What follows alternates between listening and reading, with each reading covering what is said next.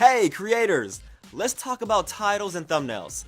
The first things your audience sees when deciding what to watch. Think of them as your content's billboard.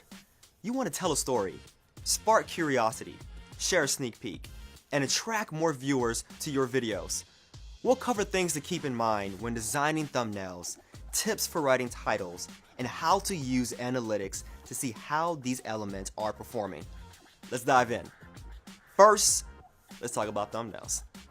Before you design, consider who your target audience is. If you're catering to your subscribers, you may want to feature familiar elements, like a picture of you or your pets.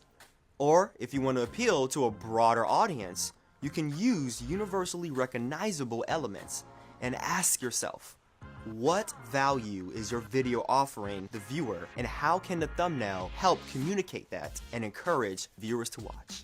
Be accurate. It's also very important that thumbnails accurately reflects your content, which can lead to better watch time. On the flip side, a misleading thumbnail can lead to decreased watch time, as viewers might click off as soon as they realize it didn't accurately represent the content itself. Go for the emotional impact.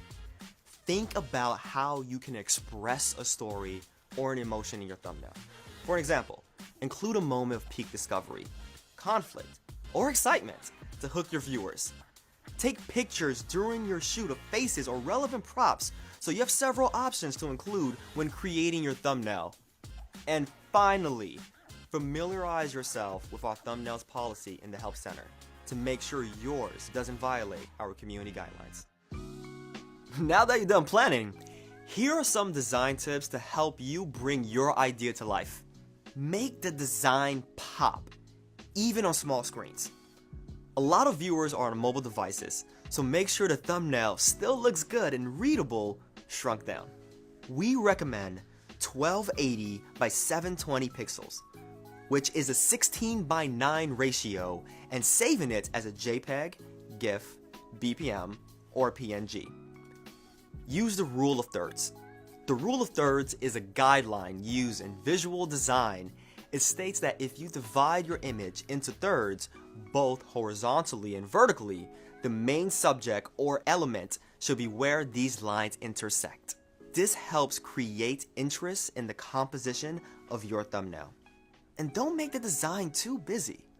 Dynamic use of color and composition can help catch the eye, but too much can be overwhelming.